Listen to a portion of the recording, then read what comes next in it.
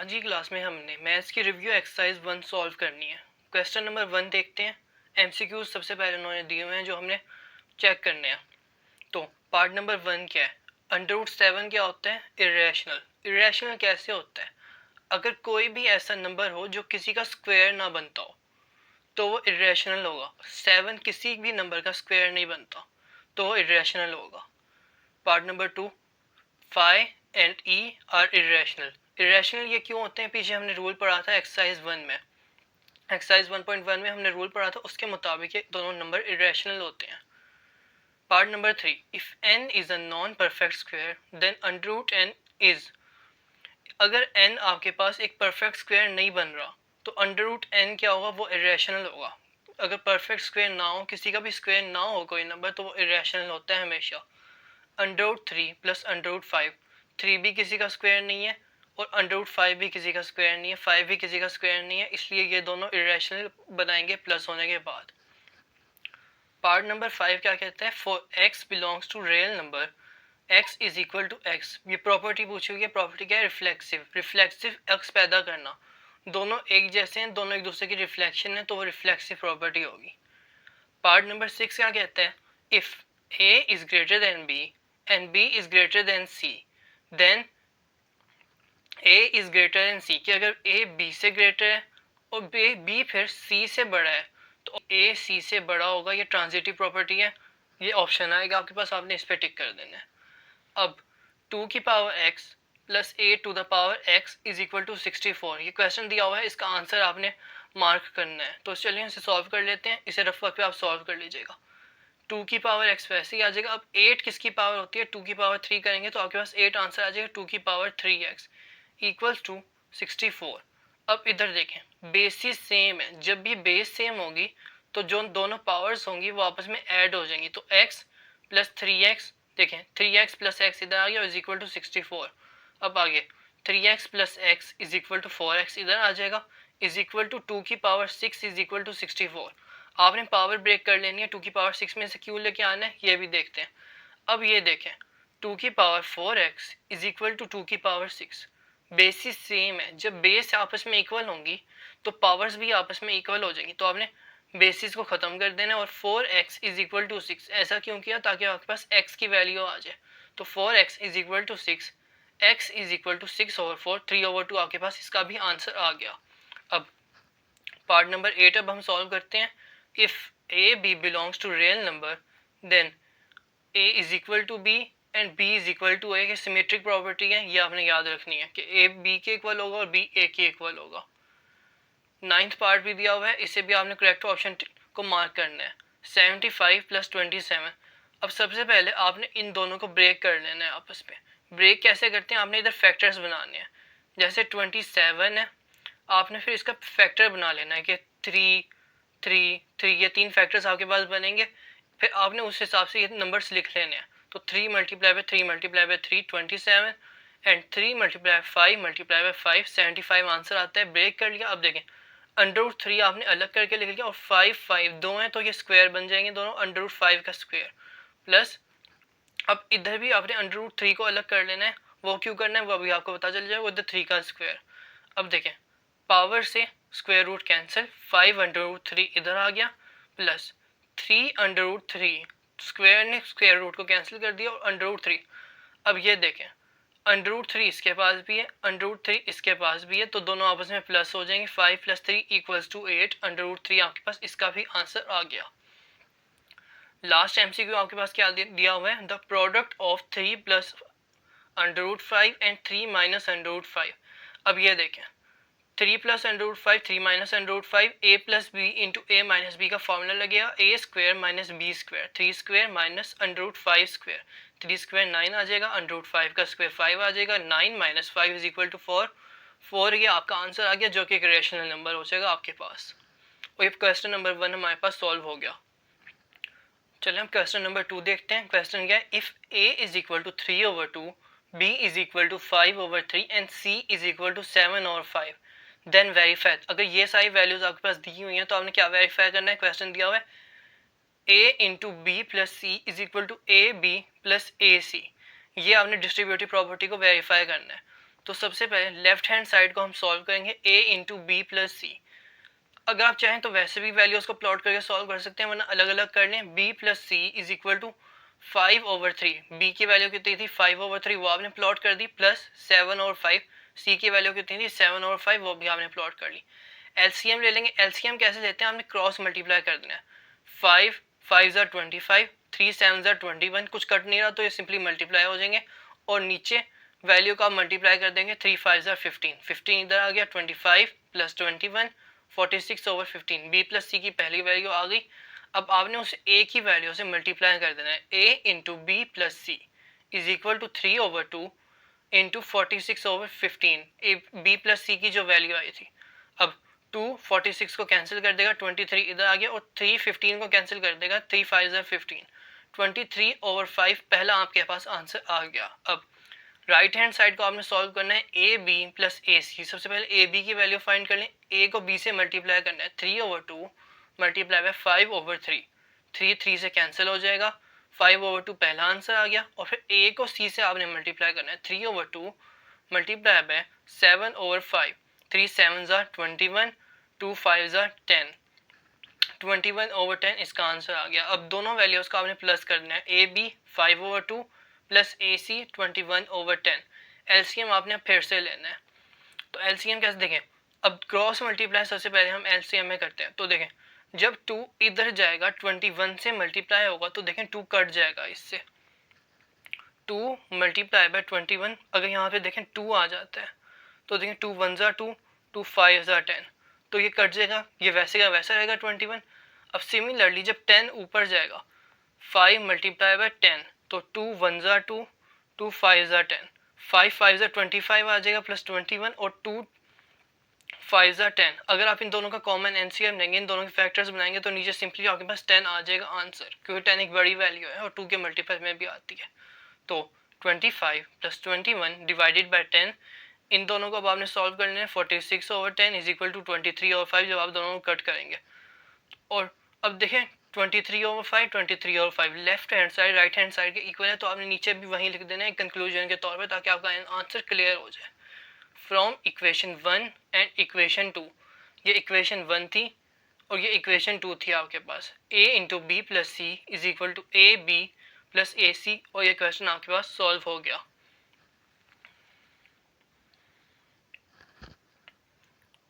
Question number 3 अब हम solve करते हैं। If a is equal to 4/3, b is equal to 5/2, c is equal to 7/4, verify associative property with respect to addition and multiplication. इन दोनों को आपने verify करना है इन वैल्यूज के तौर पर।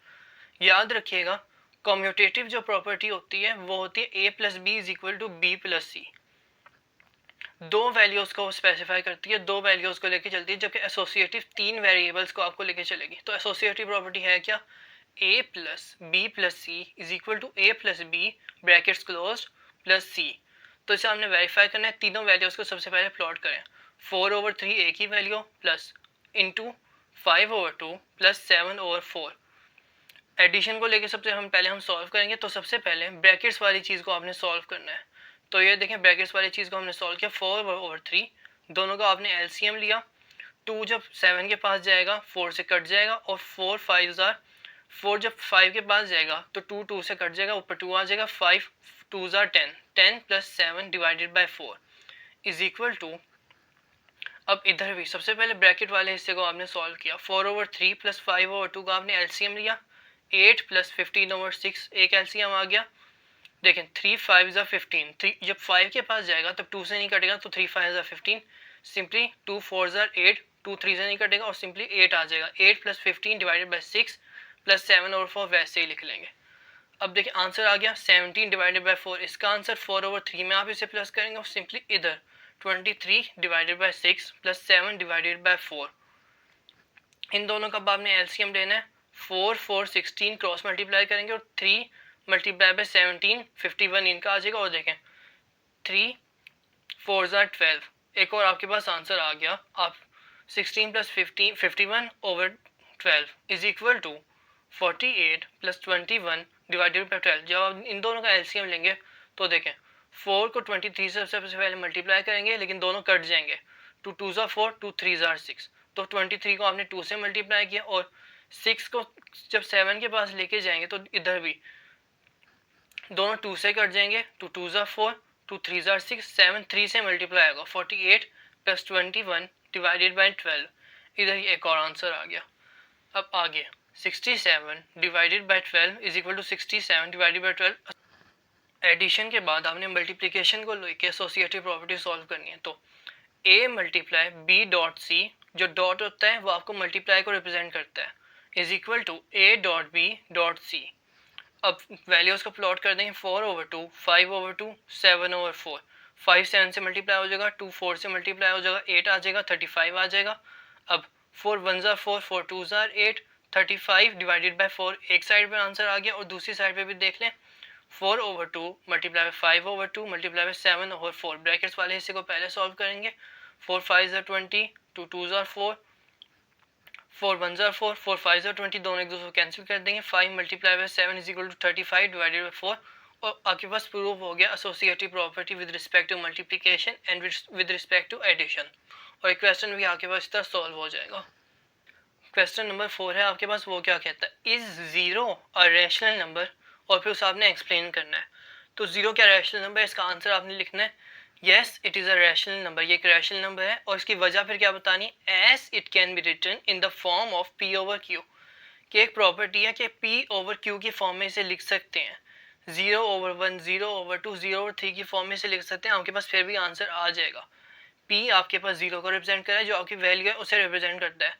क्यों आपके पास कुछ भी हो, बस जीरो नहीं होना चाहिए आपके पास, ताकि इन्फिनिटी में आंसर ना आए। More over it specifies all the properties of rational number, और जो बाकी प्रॉपर्टीज हैं आपके पास रेशनल नंबर की, इन्हें भी आराम से स्पेसिफाई कर देगा कि टर्मिनेटिंग होते हैं और और रेक्यूरिंग होते हैं ये। तो ये स्पेसिफाई कर देगा और आपके पास रेशनल नंबर जीरो है, ये आंसर भी आ जाएगा। उसके बाद क्वेश्चन नंबर 5 क्या कहता है, state trichotomic property of real numbers. Real number की ट्राइकोटोमिक प्रॉपर्टी क्या होती है, for all A B belongs to R. अगर ए और बी दो वेरिएबल्स हैं वो रियल नंबर से बिलोंग करते हैं, तो आपके पास तीन चांसेस हैं, तीन आपके पास कंडीशंस हैं। या तो ए बी से बड़ा होगा, A is greater than B, A B से छोटा होगा, A is less than C, और A is equal to B, A B के बराबर होगा। इनमें से कोई सी एक प्रॉपर्टी सिर्फ आप यूज कर सकते हैं।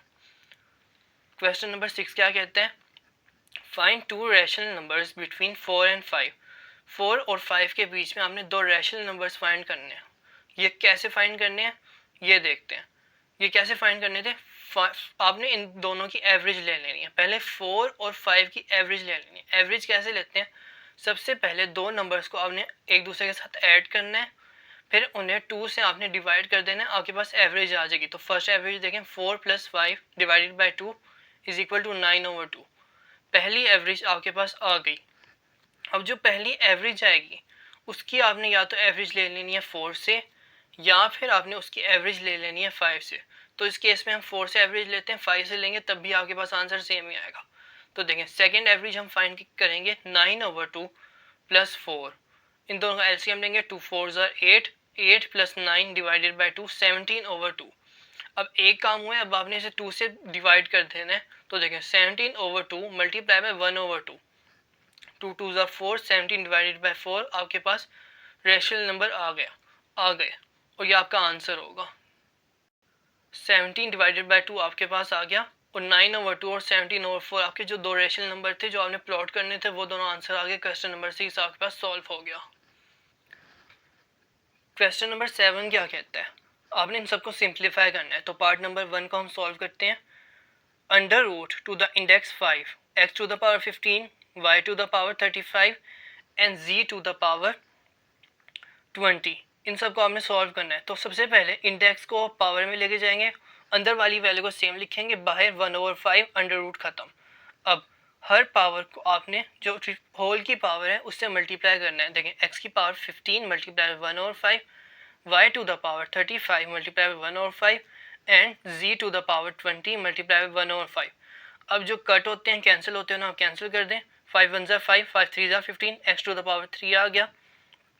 5 1 ज़ार 5, 5 7 ज़ार 35, y to the power 7 and 5 1 ज़ार 5, 5 4 ज़ार 20, z टू द पावर 4 आपके पास फाइनल आंसर आ गया। पार्ट नंबर 2 अब क्या कहते हैं, under root to the index 3 27 whole to the power 2x। इसे अब आपने सिंप्लीफाई करना है हमेशा की तरह 27 की पावर 2x और फिर होल की पावर में आपने 1/3 लेके आ जाना है।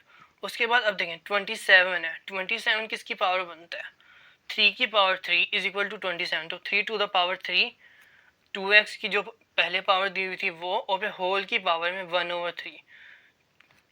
अब देखें 1/3 इधर है और 3 इधर है, ये पावर इस पावर को कैंसिल कर देगी और 3 टू द पावर 2x आपके पास आंसर आ गया। पार्ट नंबर 3 कैसे सॉल्व करना है, 6 into 3 to the power n+2 over 3 to the power n+1 minus 3 to the power n। इसे कैसे सॉल्व करना है, अब गौर करें क्वेश्चन को देखें, 3 की पावर n इसके पास भी है, नीचे भी आपके पास देखें 3 की पावर n इधर भी है और इधर भी है, तो 3 की पावर n अब आपने कॉमन लेनी है।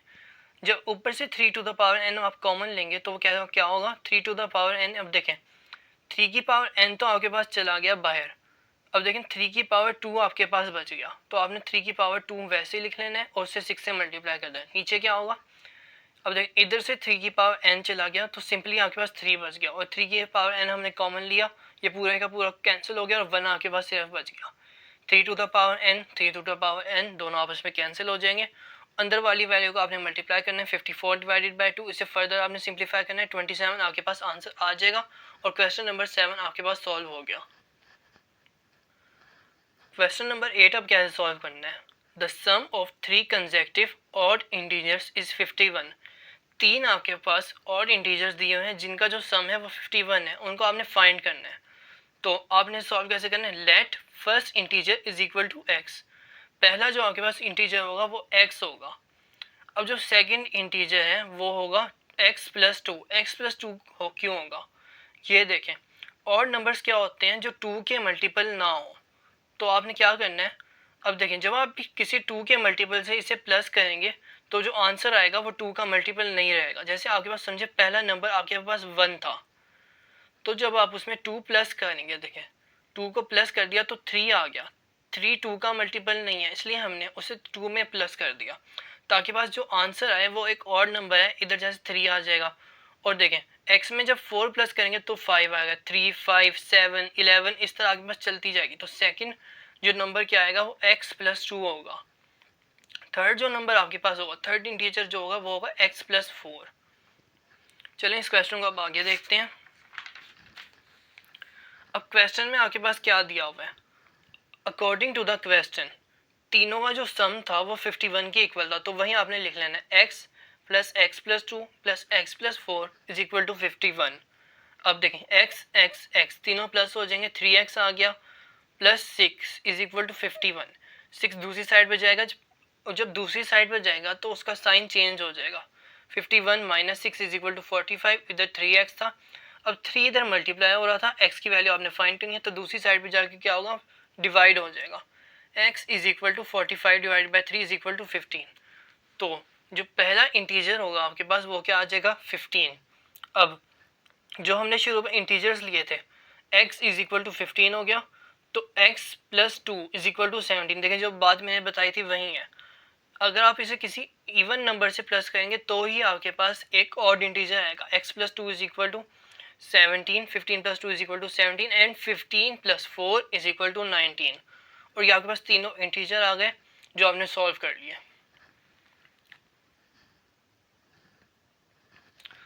क्वेश्चन नंबर 9 अब हम सॉल्व करते हैं। क्वेश्चन नंबर 9 अब कहता क्या है, Abdullah picked up 96 balls, Abdullah ने 96 बॉल्स उठाई and place those into 2 buckets, उन दोनों को 2 बकेट्स में डाल दिया।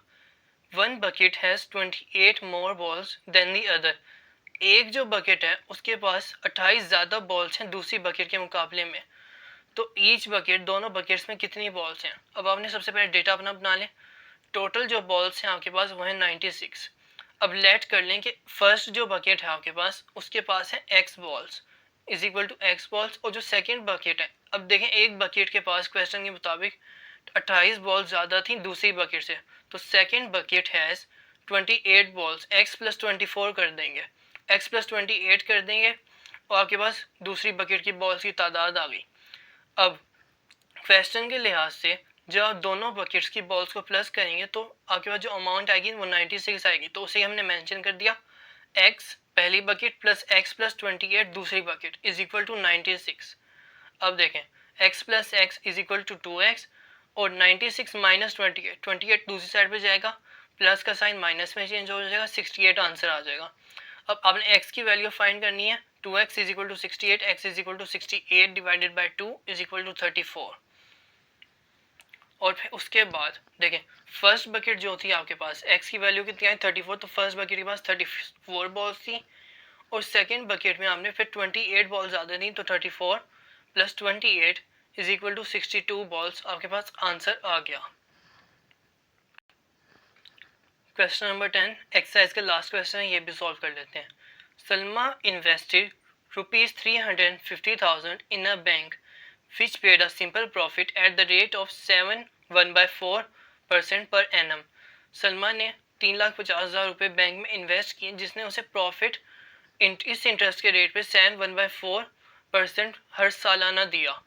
आफ्टर 2 years 2 साल के बाद the rate was increase to 8% per annum.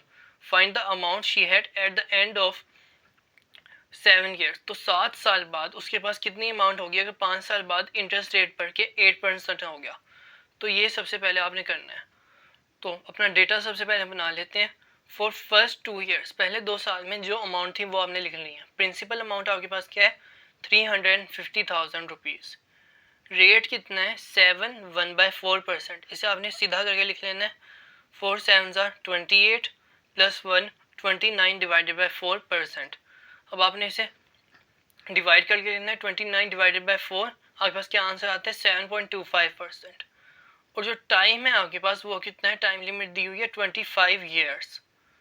तो इंटरेस्ट रेट अब आपने फाइंड करना है I is equal to P multiply by R multiply by T divided by 100। आपने वैल्यूज सारी अब इसमें प्लॉट कर देनी है। प्रिंसिपल अमाउंट कितनी थी 350,000 रुपीज़। उसके बाद जो रेट था वो कितना था 7.25, ये आपने फाइंड कर लिया। उसके बाद जो टाइम था वो कितना था 2 years। 2 years का आपने टाइम फाइंड कर लिया और फिर उसे 100 से डिवाइड कर दिया फॉर्मूला के मुताबिक। अब 2 0 से 2 0 कैंसिल, 3500 आपके पास एक अमाउंट आ गई मल्टीप्लाई बाय 14.5, 2 7 14, 14.5 इधर आ गया। और उसके बाद इन दोनों को जब आप मल्टीप्लाई करेंगे तो आपके पास क्या आंसर आ जाएगा 50,750 रुपीज़। आपके पास एक आंसर आ गया। अब आपके पास जो दूसरा डेटा था क्वेश्चन के मुताबिक वो क्या था, फॉर नेक्स्ट 5 years अगले 5 सालों में क्या अमाउंट में फ़र्क आया, प्रिंसिपल अमाउंट उतनी ही रही 350,000 रुपीज़, लेकिन जो रेट था वो बढ़ के हो गया 8%।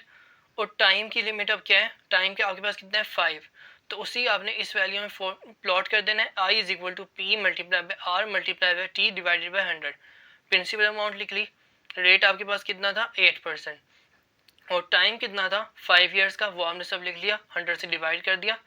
2 0 से 2 0 कैंसिल हो जाएंगे, 3500 मल्टीप्लाई बाई 40, 8 5 40, दोनों को मल्टीप्लाई किया तो 140,000 आपके पास एक आंसर आ गया।